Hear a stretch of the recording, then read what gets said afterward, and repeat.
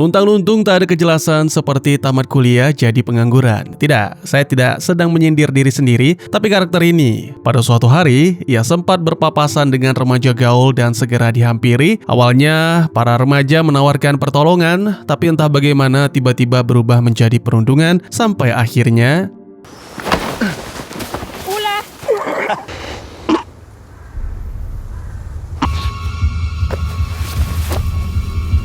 dan ya, apa yang sebenarnya terjadi?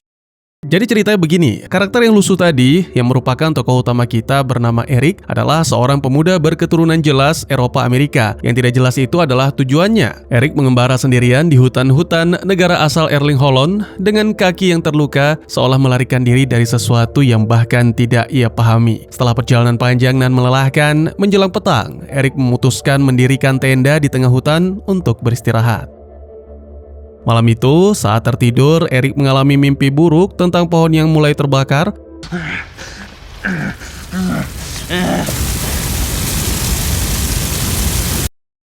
Keesokan paginya, ketika terbangun, Eric mengira itu hanya mimpi, tapi pada kenyataannya, pohon-pohon di sekitar dalam keadaan hangus, dan untungnya tenda Eric tidak ikut dilalap api. Sesaat kemudian, luka bakar di kaki Eric justru semakin parah, yang mana memaksanya pergi menuju kota terdekat untuk mencari pertolongan.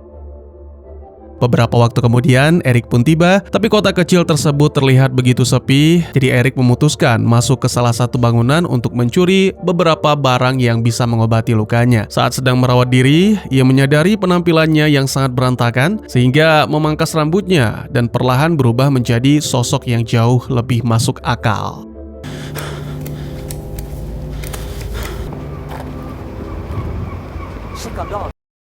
Saat melanjutkan perjalanan tanpa arah, Eric bertemu para remaja bermasalah yang mengendarai mobil milik orang tua mereka. Para remaja itu mencoba mengajak Eric berkomunikasi, tapi tokoh utama kita mengabaikan, sehingga salah satu dari mereka, Ole, tersinggung dan mulai mengusik Eric, meskipun Eric dengan tegas memperingatkan untuk menjauh jika tidak ingin terbakar, namun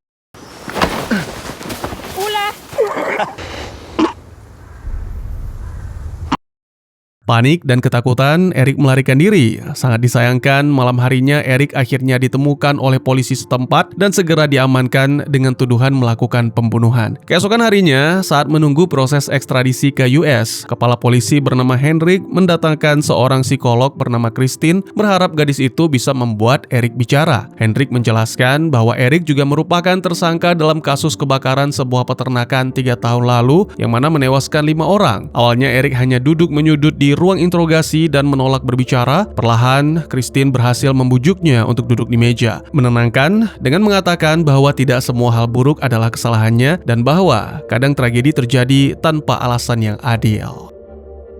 Untuk mendapatkan kepercayaan, Christine bahkan meminta Hendrik yang sedang mengamati dari ruang sebelah agar melepas borgol Eric. Tak lama kemudian, orang tua Ole tiba di kantor polisi. Ayah Ole, Bjorn, bersikeras ingin bertemu dengan pembunuh anaknya, tetapi permintaan itu ditolak oleh Hendrik.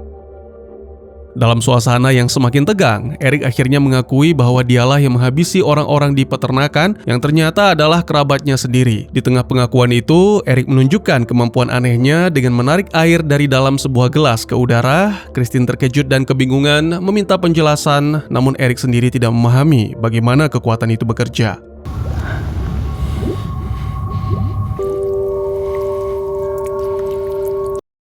Tak hanya itu, Eric juga membakar permukaan meja hanya dengan telapak tangannya. Emosi Eric kembali meledak dan api mulai melahap seluruh ruang interogasi.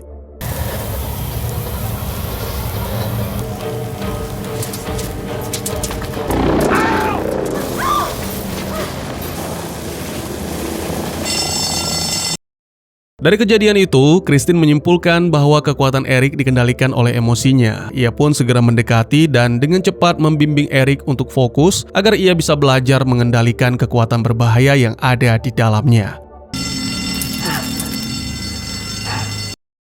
Pada akhirnya Eric berhasil menenangkan diri, emosinya perlahan terkendali dan kekacauan yang nyaris tak terbendung pun mereda. Tak lama setelah itu, seorang petugas kedutaan besar US bernama Hathaway datang untuk membawa Eric kembali ke US. Eric menegaskan bahwa dia tidak mau berbicara pada siapapun kecuali Christine, satu-satunya orang yang terasa aman baginya.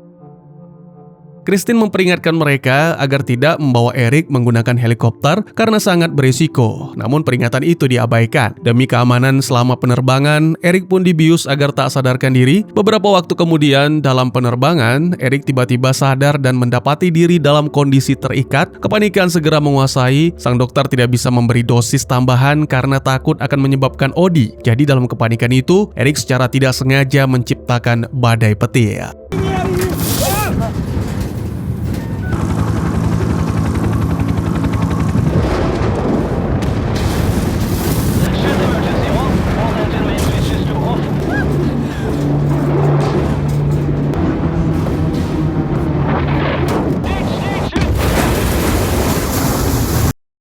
Saat tenggelam, Eric menyadari sesuatu yang mustahil, ia bisa bernafas di dalam air. Dengan kekuatannya, Eric membakar sabuk pengaman dan berhasil menyelamatkan Hathaway. Begitu wanita itu sadar, Eric langsung melarikan diri. Tim pencarian dan penyelamatan kemudian menyisir puing-puing helikopter dan menemukan 3 jasad. Di tempat lain, Christine melihat berita kecelakaan itu dan segera bergegas menuju lokasi. Tak disangka, Eric justru muncul di depan rumah Christine. Christine memutuskan membawa Eric ke sebuah kabin milik temannya yang tersembunyi di tengah hutan. Di sana, sembari lukanya diobati, Eric mengungkapkan bahwa kekuatannya pertama kali muncul di peternakan dan bahwa kebakaran tragis yang menewaskan keluarganya terjadi karena tubuh tiba-tiba dilalap api. Semua itu bukan niat, melainkan luapan yang tak bisa dikendalikan.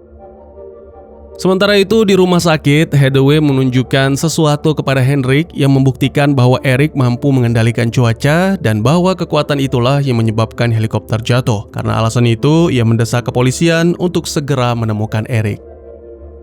Keesokan harinya, Christine menerima telepon dari temannya yang memperingatkan bahwa Christine sedang melindungi seorang buronan dan menyarankan untuk menyerahkan Eric kepada pihak berwenang. Saat Eric terbangun, dengan jujur Christine menceritakan pembicaraannya bersama teman sehingga Eric meminta maaf karena merepotkan. Namun ketika hendak berpisah, Christine tiba-tiba memeluk dan menyadari perasaannya sendiri. Gadis itu lalu memutuskan akan mengantar Eric ke peternakan, tempat semua bermula demi memahami asal-usul kekuatan Eric. Panggilan demi panggilan dari Henrik dan teman-teman terus masuk sehingga Christine membuang ponselnya karena memilih diam. Di sebuah pom bensin, Christine mengetahui bahwa polisi sedang memburu Eric karena ia kini dianggap sebagai tersangka utama kecelakaan helikopter. Lalu, dalam perjalanan, Eric bercerita bahwa sering merasa seolah berada di dunia lain, sebuah tempat dengan pohon raksasa yang menjulang dan memenuhi seluruh cakrawala. Tak lama kemudian, Christine mencoba menyalip sebuah truk besar di depan mereka dan hampir bertabrakan dengan mobil dari arah berlawanan. Kepanikan itu kembali memicu kekuatan Eric, jadi kilat menyambar dan menghancurkan mobil mereka. Namun secara ajaib, Christine tetap aman.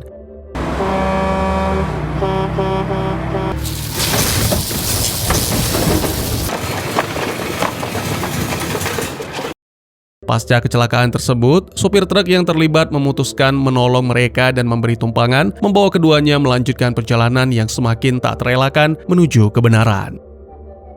Tak lama kemudian, polisi tiba di lokasi kecelakaan. Di sana, Hathaway menegaskan bahwa Eric tidak boleh dibiarkan menyeberangi sebuah jembatan yang mengarah ke kota lain. Jadi jembatan itu dianggap sebagai batas terakhir yang tidak boleh ia lewati. Seolah di sanalah garis tak kasat mata antara kendali dan bencana ditarik. Benar saja, ketika mereka akhirnya mencapai jembatan yang dimaksud, barikade polisi sudah berdiri menutup jalan. Sang sopir truk pun akhirnya menyadari siapa sebenarnya Eric, pemuda yang sejak tadi menumpang, dan segera menghentikan kendaraan. Tak ada pilihan, jadi Eric turun dari truk dan menyerahkan diri, sementara 2 petugas mengarahkan senjata ke arahnya tanpa ragu.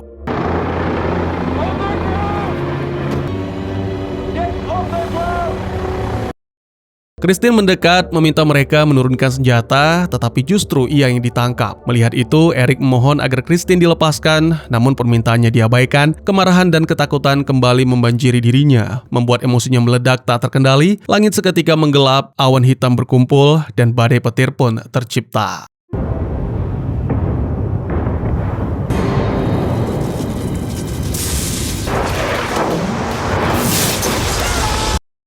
Kilat mulai menyambar tanpa henti, sementara Eric berteriak menahan rasa sakit yang luar biasa. Seperti sebelumnya, Christine mendekati, berbicara lembut agar Eric kembali mengendalikan emosinya. Polisi terus maju hingga akhirnya Eric menciptakan pagar petir untuk menghentikan mereka. Tak lama kemudian, tubuh Eric ambruk ke tanah dan badai perlahan mereda.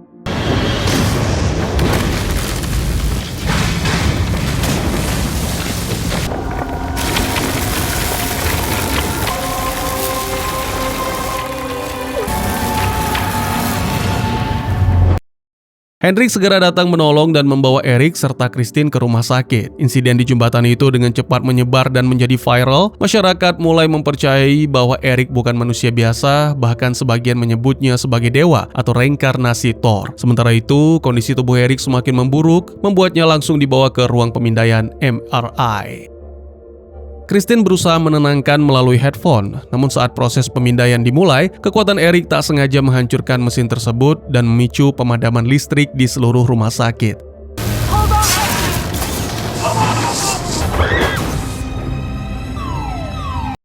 Situasi makin genting ketika seorang perawat datang memberitahu bahwa seorang anak mengalami gagal jantung dan membutuhkan pertolongan segera. Tanpa ragu, Erik bergegas menuju ke ruang ICU. Dalam perjalanan menuju ke sana, Bjorn, ayah Ole, tiba-tiba muncul dan melepaskan tembakan ke arah Erik. Mendengar penjelasan Bjorn, Erik menyatakan bahwa diri menyesal dan meminta maaf, lalu mohon agar diizinkan untuk menyelamatkan seorang anak laki-laki yang sedang sekarat. Setelah diyakinkan oleh Hendrik, Erik pun diizinkan pergi. Lalu dengan kekuatannya, Erik memompa jantung si bocah dan terjadilah keajaiban yang tak terbantahkan.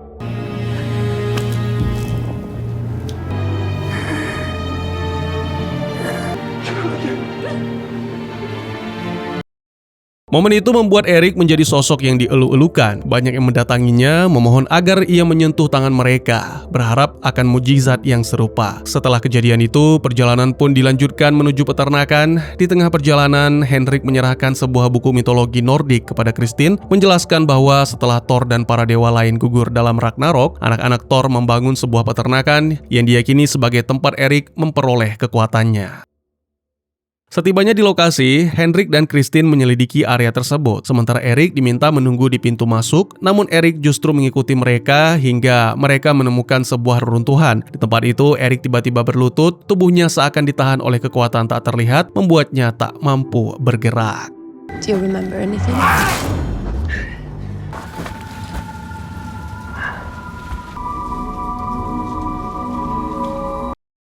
Hendrik yakin ada sesuatu yang tersembunyi di bawah reruntuhan itu dan segera mendatangkan tim penggali. Sementara itu, dari kejauhan, Hathaway bersama pasukan Amerika secara diam-diam mengawasi setiap gerakan mereka, menunggu momen yang tepat untuk mengakhiri hidup Erik. Sebelumnya, via telepon, Hathaway sempat berbicara dengan atasannya yang sebenarnya Hathaway diminta untuk mundur. Namun wanita itu menegaskan bahwa Erik sangat berbahaya, bukan semata karena kekuatannya yang tak terkendali, melainkan karena keberadaan Erik berpotensi mengguncang keyakinan banyak orang yang selama ini percaya pada Tuhan yang Esa. Tim menemukan semacam gua tersembunyi di bawah peternakan itu. Di dalamnya tersimpan banyak batu yang menurut Hendrik kemungkinan rune Nordik kuno, peninggalan masa lalu yang syarat makna. Mereka bahkan menemukan relief Yggdrasil, pohon raksasa yang pernah diceritakan Erik kepada Christine, pohon yang memenuhi cakrawala dalam dunia lain yang sering ditemukan Erik dalam penglihatan goibnya.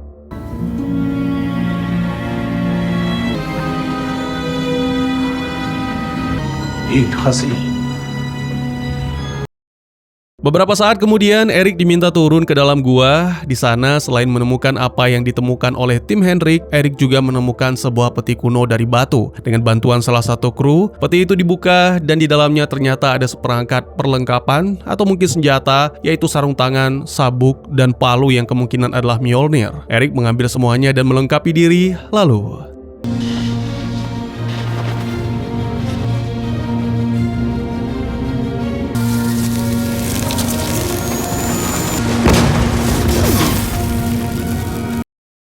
ada yang berbeda, tidak seperti sebelumnya. Kali ini petir tidak melukai tubuh Erik. Seluruh energinya diserap oleh palu di tangannya, seolah kekuatan itu akhirnya menemukan wadah yang semestinya. Erik keluar dari gua dan Christine segera menghampiri. Pada saat yang sama, Hathaway memerintahkan penembak jitu untuk mengeksekusi Erik. Peluru dilepaskan, namun meleset dari sasaran dan justru mengenai Christine, merenggut nyawanya seketika. Dalam keputusasaan, Erik mencoba membangkitkannya kembali, tetapi semua usaha tersebut sia-sia. Amarah dan duka bercampur menjadi satu, dan Erik pun melepaskan kekuatannya tanpa kendali. Dengan Mjolnir di tangan, Erik menciptakan badai petir besar dan menyerang siapapun yang berada di sekitar peternakan tanpa ampun.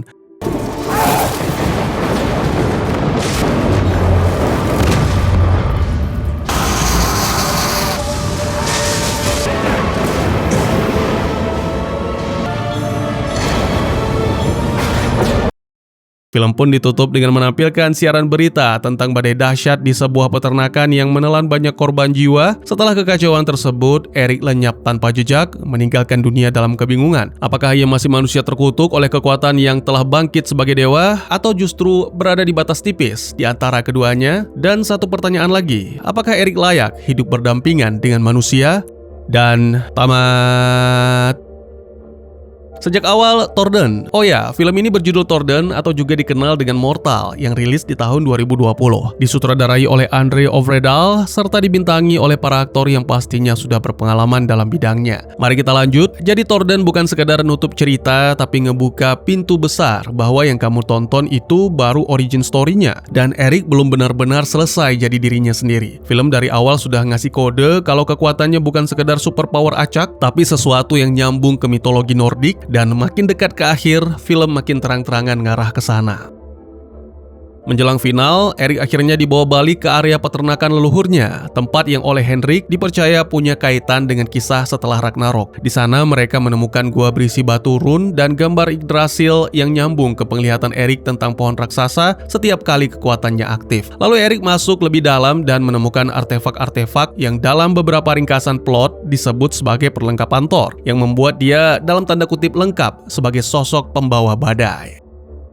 Puncak tragedinya terjadi saat Kristin mencoba mendekati Eric untuk menenangkannya, tetapi pasukan yang panik sudah keburu menganggap Eric ancaman level bencana. Tembakan sniper yang seharusnya diarahkan ke Eric justru mengenai Kristin dan membunuhnya, dan di titik itu film dalam tanda kutip memutus semua harapan damai yang selama ini ditahan Kristin lewat terapi dan kontrol emosi. Eric meledak dalam amarah dan memanggil badai petir masif yang menelan area itu, memakan banyak korban, dan menegaskan bahwa ketika kekuatan besar ini lepas kendali, konsekuensinya bukan lagi personal tapi massal. Setelah badai itu, film menutup dengan laporan berita Eric dinyatakan buronan atau teroris, sementara di saat yang sama muncul kultus Thor yang menganggap kejadian itu sebagai tanda kebangkitan dewa. Ini penting karena film menaruh dua respon manusia yang ekstrim di satu frame. US melihatnya sebagai ancaman yang harus dimusnahkan, sedangkan sebagian warga melihatnya sebagai objek iman yang harus dipuja, dan keduanya sama-sama berpotensi bikin kekacauan baru. Itulah sebabnya ending terasa menggantung, karena konflik utamanya bukan cuma Eric kabur, melainkan dunia modern tidak punya cara waras untuk menghadapi sesuatu yang setengah manusia, setengah mitos. Makna paling besar dari ending ini adalah film sengaja membalik fantasi superhero jadi horor sosial. Saya pikir ini adalah versi yang anti Marvel, lebih intim, lebih membumi, dan menekankan konsekuensi nyata, bukan power fantasi yang bikin penonton merasa aman, karena semuanya pasti terselamatkan. Jadi ketika Kristin mati dan Eric memanggil badai, itu bukan twist murah, tapi pernyataan tema, kekuatan tanpa kendali itu bukan anugerah, melainkan beban yang bisa menghancurkan orang yang paling berniat baik sekalipun. Soal mitologi Nordiknya, film ini menyelipkan beberapa simbol yang fungsinya bukan dekorasi doang. Yggdrasil dipakai sebagai bahasa visual untuk menjelaskan bahwa Eric tersambung ke tatanan kosmik, sehingga setiap ledakan emosi terasa seperti gangguan keseimbangan dunia. Lalu, perlengkapan Thor juga bukan sekedar fanservice. Dalam mitologi, Thor memang dikenal punya Mjolnir, tetapi ia juga dikaitkan dengan sarung tangan yang Gripir dan sabuk Meigroth sebagai perlengkapan kunci yang menopang kekuatan dan kendalinya. Jadi wajar kalau film, walau kadang ringkas dalam penyajian, memakai artefak-artefak itu sebagai saklar naratif yang mengubah Eric dari orang kebingungan jadi entitas yang benar-benar bisa memanggil badai. Pesan moral yang paling kerasa di balik ending, kekuatan bukan soal menang kalah, tapi soal tanggung jawab dan disiplin diri. Dan itu tetap berlaku meski kekuatan yang dimaksud cuma ego, amarah, trauma, atau rasa bersalah. Kristin berperan sebagai jangkar moral. Dia mengajari Eric fokus dan tidak membiarkan emosi jadi pemicu bencana. Namun kematiannya menunjukkan kenyataan pahit, dunia sering menghancurkan jembatan dialog justru ketika dialog itu paling dibutuhkan. Karena itu, film seperti bilang, kalau semua pihak cuma bereaksi dengan takut atau fanatisme, maka Ragnarok versi modern bukan datang dari dewa, tetapi dari cara manusia menanggapi sesuatu yang tidak mereka pahami. Bagaimana menurut kalian? Mungkin segitu saja teman-teman, terima kasih buat yang sudah menyaksikan. Silakan memberikan komentar, bertanya, ataupun merequest kira-kira film apa yang menarik untuk dibahas. Bisa lewat kolom komentar, atau buat yang malu-malu bisa via DM ke Instagram saya di @tegugusto. Insya Allah pasti akan dibaca. Mari kita jadikan kolom komentar sebagai sarana penambah wawasan dan menciptakan jalinan persaudaraan, bukan malah menjadikannya sebagai tempat pembulian sehingga menciptakan permusuhan. Jangan lupa untuk dukung terus channel ini dengan cara share, like, dan subscribe, karena dukungan dari kalian sangat berharga bagi saya demi perkembangan channel ini. Saya Gusto, sampai jumpa di video selanjutnya. Tetap semangat, tetap bersyukur setiap hari. Dadah!